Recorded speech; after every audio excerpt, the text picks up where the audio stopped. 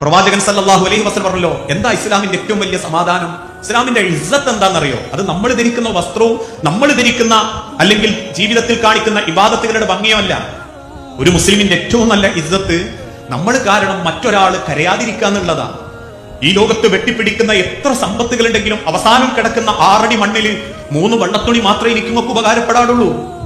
ഒരാളെയും സങ്കടപ്പെടുത്താതെ കബറിന്റെ ഉള്ളിൽ കിടക്കാൻ പറ്റുക എന്നുള്ളതാണ് ഏറ്റവും വലിയ സമാധാനം. എത്ര വാരി പിടിച്ചവരുണ്ട്, എത്ര വെട്ടിപ്പിടിച്ചവരുണ്ട്, എത്ര സമ്പാദിച്ചവരുണ്ട്, എത്ര ആളുകളെ കൊന്നു കൊലവിളിച്ച് വാരിക്കൂട്ടിയവരുണ്ട്, എത്ര കുടുംബം പണങ്ങി ജീവിച്ച് മുതലുണ്ടാക്കിയവരുണ്ട്. എന്തൊക്കെ വാരി പിടിച്ചാലും വെട്ടിപ്പിടിച്ചാലും അവസാനം പോയി കിടക്കുന്ന 6 അടി മണ്ണിൽ പള്ളിക്കാട്ടിന്റെ മേലെ നാട്ടുന്ന കല്ലിന് പോലും ഈ ലോകത്ത് കൊടുക്കാവുന്ന ഏറ്റവും വലിയ വില 1000 ഉറുപ്പിന്റെ ചെലവേ.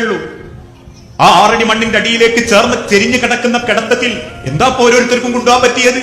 ഈ ലോകത്ത് വെട്ടിപ്പിടിച്ച് നാട്ടുകാരെ സങ്കടപ്പെടുത്തി കുടുംബക്കാരെ കരയിപ്പിച്ചുണ്ടാക്കിയതിൽ നിന്ന് 1 ഉറുപ്പ്യ നമ്മുടെ കവറിലേക്ക് നമുക്കൊരു സന്തോഷം നൽകുമോ?